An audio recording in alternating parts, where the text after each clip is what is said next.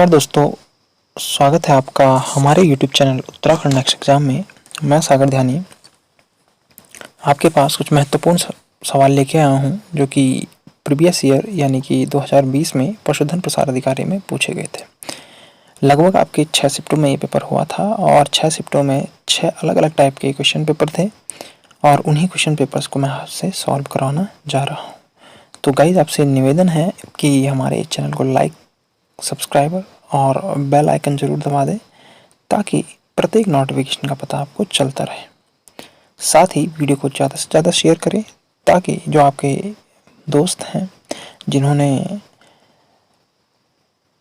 आने वाले एग्ज़ाम यानी कि जो हमारे चाहे वो सहायक कृषि अधिकारी है, चाहे वो आपका चारा सहायक का है, चाहे वो आपका औद्योगिक है या फिर आपके डेयरी विभाग में है, वो डिफरेंट टाइप्स के फॉर्म फिल किए हुए हैं, उनके लिए ये सबसे महत्वपूर्ण होने जा रहा है। तो गाइस शुरू करते हैं। पहला क्वेश्चन है, द्वितीयक कोशिका भित्ति जिससे गर्त गुहा का एक भाग आच्छादित रहता है डॉट डॉट कहलाती है, यानी secondary cell wall which enclose a part of the pit cavity is called. तो ये कहलाता है आपका पिट बॉर्डर। पिट कैविटी को जो क्या करता है, जो भाग घेरे रहता है, जो भाग बंद करता है, वो आपका पिट बॉर्डर कहलाता है। नेक्स्ट चीज है the genetic material of tobacco mosaic virus, यानी टीएमवी में टीएमवी जो कि आपका टोबैको मोज़ेक वायरस है डब्ल्यू एम स्टैनली के थ्रू, उसमें जेनेटिक मटेरियल पूछा जा रहा है। तो उसमें जेनेटिक मटेरियल पाया जाता है आरएनए, मोस्ट इंपॉर्टेंट है आरएनए, और बाहर से कैप्सिड प्रोटीन की सेल वॉल होती है। नेक्स्ट थिंग, निम्नलिखित में से प्रदूषण का संकेतांक है, तो द इंडिकेटर ऑफ पॉल्यूशन कौन सा है, तो आपका लाइकेन जो होता है वो पॉल्यूशन इंडिकेटर होता है। ठीक, मेनली आपका एयर पॉल्यूशन के लिए याद रखना, एयर पॉल्यूशन इंडिकेटर है। नेक्स्ट है एल्जीन एसिड डॉट डॉट से प्राप्त होता है, तो एल्जीन एसिड प्राप्त होता है लेमनेरिया से। लेमनेरिया जो आपका मुख्य तौर पर इन्हें हम सॉल्ट भी प्राप्त करते हैं, नमक, लवण, लेमनेरिया से। नेक्स्ट आपका natural system of plant classification was propose by, पादप वर्गीकरण की प्राकृतिक प्रणाली डॉट डॉट के द्वारा प्रस्तावित की गई थी। तो प्राकृतिक प्रणाली आपकी बैंथम और हुकर के द्वारा प्रस्तावित की गई थी। मोस्ट इंपॉर्टेंट है, ये पूछे गए थे, इसी टाइप के क्वेश्चन बार बार पूछे जाते हैं। नेक्स्ट है चारा, the important cereal fodder crop belong to the family. जो आपकी चारे की महत्वपूर्ण दाने फसलें होती है वो किस परिवार से संबंधित है, तो आपकी पोएसी या आपका ग्रेमिनी कुल भी हम इसे कह सकते हैं। नेक्स्ट है शीर्षस्थ कोशिका, यानी एपिकल सिद्धांत डॉट डॉट के द्वारा प्रस्तावित हुआ था। तो एपिकल सिद्धांत नागेली के द्वारा प्रस्तावित किया गया था, नागेली। ये आपके मेनली आपको मिलेगा टिश्यू में, प्लांट टिश्यू जहाँ पे आप पढ़ोगे तो वहाँ पे आपको मैस्टेमेटिक टिश्यू या शीर्षस्थ विभाज्योतक के बारे में मिलेगा, तो वहीं पे आपको ये देखने को मिलेगा जब आप डिफरेंट टाइप्स की वहाँ पे थ्योरी पढ़ोगे। नेक्स्ट आपका पौधे की पत्तियों की सतह से ढकने वाला मोमी पदार्थ होता है। तो आपने प्लांट्स की लीफ देखी होगी, तो लीफ में बाहर से जो मोमी एक पदार्थ होता है तो वो क्या होता है, तो मोस्ट इंपॉर्टेंट है वो होता है आपका क्यूटिन। तो क्यूटिन आपका एक मोम की लेयर होती है। नेक्स्ट है एट्रोपिन किस परिवार के सदस्यों से प्राप्त किया जाता है, तो एट्रोपिन मेनली आपके सोलेनेसी कुल के पादपों से प्राप्त किया जाता है। नेक्स्ट है पोएसी का पुष्प क्रम की मूल इकाई होती है, तो पोएसी अभी बात ही की थी हमने, पोएसी, और मुख्य तौर पर इसकी मूल इकाई आपकी स्पाइकलेट, लाइक आपका गेहूं आपने देखा होगा है ना, ग्रेमिनी से संबंधित है गेहूं, जौ हो गया, बाजरा हो गया, ये सभी, तो इसमें स्पाइकलेट आपका या सूखिका मेन है। नेक्स्ट आपका nitrogen fixing micro organism of rhizobium is associated with the family of, जो आपका नाइट्रोजन फिक्सेशन वाला बैक्टीरिया है जिसका नाम है राइजोबियम, वो किस फैमिली से बिलोंग करता है, तो मेनली आपका लेग्यूमिनेसी फैमिली के प्लांट्स में पाया जाता है। लेग्यूमिनेसी यानी कि दालों की जड़ों में, मुख्य तौर पर आप देखते होंगे अरहर वगैरह में इनकी जड़ों पर पाया जाता है और एक सहजीवी संबंध प्रस्तावित करता है। Seedless fruit can be produce by, यानी कि आपके जो बीज रहित फल होता है वो किसके द्वारा प्रोड्यूस होता है, तो आपका कहलाता है अनिषेक फलन। याद रखना कि बिना बीज के फल को या फिर हम दो तरीके से इसे कह सकते हैं कि बिना निषेचन के फल को अनिषेक फलन हम कह सकते हैं, जहाँ निषेचन नहीं होता है। अनिषेक बीजता भी पूछा जाता है। समय से पहले पत्तियों का गिरना डॉट डॉट की न्यूनता के कारण, तो याद रखना समय से पहले पत्तियों का गिरना फास्फोरस की कमी के कारण ये प्लांट्स में होता है। नेक्स्ट आपका बसंतीकरण, वर्नलाइजेशन जो होता है को अक्सर डॉट डॉट के अनुप्रयोग द्वारा प्रस्तावित किया जाता है। तो किसके द्वारा प्रस्तावित किया जाता है, तो याद रखना मुख्य तौर पर बसंतीकरण को जिब्रेलिन हार्मोन के द्वारा, जिब्रेलिन यानी कि फ्लावरिंग के लिए हम मुख्य तौर पर इसे करते हैं। आपका एक ऐसा मौसम या विंटर आप लगा सकते हो, विंटर वाली फसलों में मुख्य तौर पर होता है, जैसे गेहूं में दिखाया जाता है बसंतीकरण कि पुष्प जो हमारे क्या होते हैं पुष्पन की प्रक्रिया होती है वो जल्दी हो जाती है। ठीक, नेक्स्ट आपके पास अतिरिक्त गुणसूत्रीय परिपत्र डीएनए को डॉट डॉट कहा जाता है। तो अतिरिक्त गुणसूत्र यानी एक्स्ट्रा क्रोमोसोमल पार्ट आपका प्लाज्मिड कहलाता है, जो कि आपके बैक्टीरिया में होता है। प्लाज्मिड एक्स्ट्रा क्रोमोसोमल पार्ट और सर्कुलर होता है, याद रखना ये आपका सर्कुलर डीएनए है, मोस्ट इंपॉर्टेंट है सर्कुलर डीएनए। इस प्रकार का डीएनए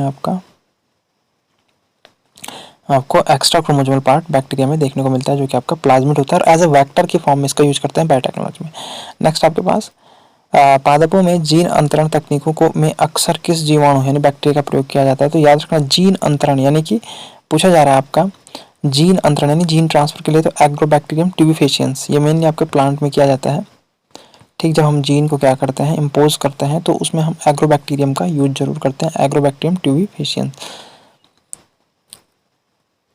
ट्यूबिफेशियंस। नेक्स्ट आपके क्वेश्चन नंबर 17, उस पारिस्थितिक तंत्र क्रम व्यवस्था की पहचान करें जिसमें स्वपोषकों और अपघटकों की भूमिका शामिल है, यानी कि जिसमें आपके अपघटक भी हैं तो स्वपोषक भी हैं। तो मुख्य तौर पर आपका यह आपका कार्बन प्रच्छादन होगा, जहाँ पे आपके स्वपोषक और अपघटक दोनों की भूमिका शामिल होती है।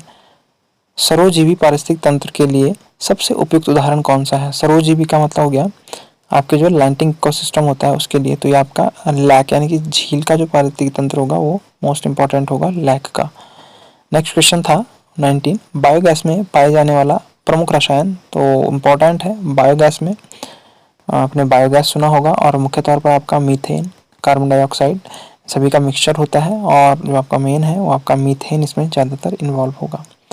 नेक्स्ट है प्रोटीन संश्लेषण डॉट डॉट में होता है, तो मोस्ट इंपॉर्टेंट है प्रोटीन संश्लेषण आपका राइबोसोम में होने वाली प्रक्रिया है। ठीक, और राइबोसोम कहाँ सिचुएटेड होंगे, तो याद रखना रफ ईआर में यानी कि हमारा एंडोप्लाज्मिक रेटिकुलम में। नेक्स्ट क्वेश्चन है जीवाणु भक्ष्य की खोज डॉट डॉट के द्वारा की गई, तो देखिए यहाँ पे ट्वार्ट और हैरले दो साइंटिस्ट थे, तो यहाँ पे आपका ट्वार्ट दिया हुआ है तो वही आपका राइट होगा।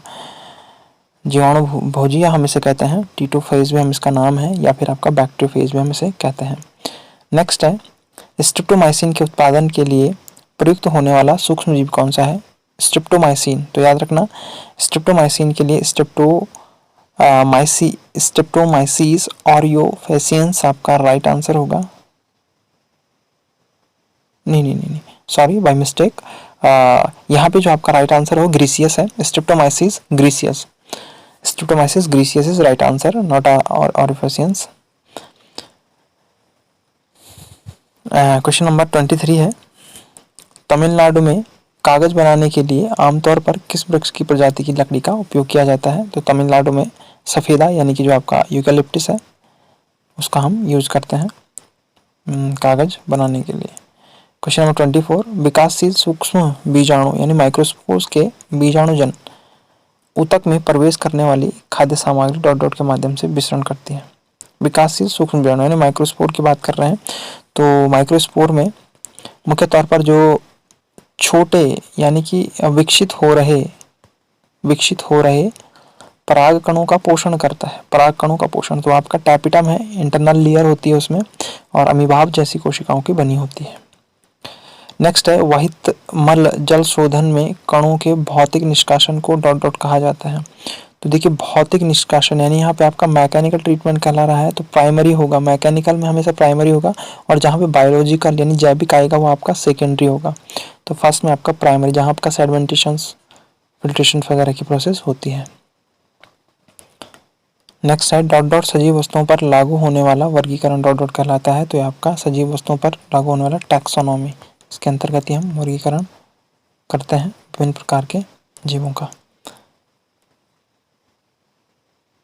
क्वेश्चन नंबर 27, पशुगण डॉट डॉट की श्रेणी में सतत वर्धिष्णु कृदंत मौजूद होते हैं। Means the continuously growing incisor are present in order animal. तो ये आपका लोगोमोर्फा में प्रेजेंट होगा, लोगोमोर्फा। नेक्स्ट है गैर रोमंथी। देखिए मुख्य तौर पर आपके एनिमल हस्बेंड्री के क्वेश्चंस आ गए यहाँ पे।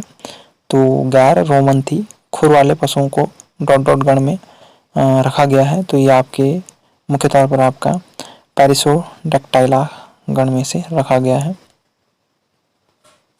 नेक्स्ट क्वेश्चन है all type of domestic river buffaloes are called. सभी जो हमारी बफेलो रिवर वाली बफेलो होती है उन्हें हम क्या कहते हैं? तो बुबेलस, बुबेलिस हम इसे कहते हैं, याद रखना, बुबेलिस, बुबेलस। बॉस टॉरस आपका विदाउट हम्प वाली गाय है और बॉस इंडिकस आपका विद हम्प वाली गाय है। जहाँ पे आपका कुबड़ होगा वो आपका बॉस इंडिकस है, जहाँ कुबड़ नहीं होगा वो आपका बॉस टॉरस है, ठीक। और यहाँ पे आपके कीचड़ वाली आपकी बुबेलिस, बुबेलस, बुबेलिस कहलाएगी भैंस का जो आपका साइंटिफिक नेम होगा। पेट के ऊपरी भाग को डॉट डॉट के रूप में जाना जाता है। तो देखिए यहाँ मेनली बात की जा रही है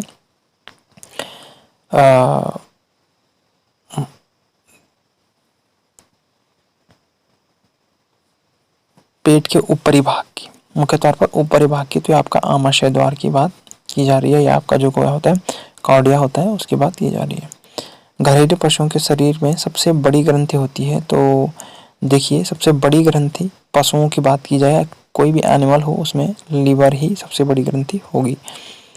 नेक्स्ट है पश्चौरोस्थी यानी कि जिफिस्टर्न मेंढक की किस हड्डी में पाया जाता है? तो राइट आंसर है स्टर्नम ग्रिडल में, स्टर्नम ग्रिडल में पाए जाने वाले हड्डी है, ठीक हो गया। नेक्स्ट क्वेश्चन नंबर है तिलचट्टे में नाइट्रोजनी अपशिष्टों का उत्सर्जन डॉट डॉट के द्वारा होता है। तो तिलचट्टा याद रखना, इंसेक्ट्स में हम तिलचट्टे को पढ़ते हैं, यानी कि आर्थ्रोपोड्स में, ठीक। और मुख्य तौर पर देखिए यहाँ पे आपका मैलपिजियन ट्यूबल्स जो होंगे वो या मैलपिगी नलिकाएं उसमें उत्सर्जन का कार्य करेंगी, क्योंकि हम आर्थ्रोपोड में यही पढ़ते हैं।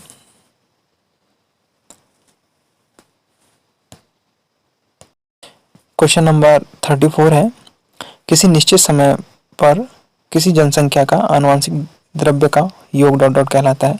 तो ये कहलाता है आपका जीन पूल, याद रखना।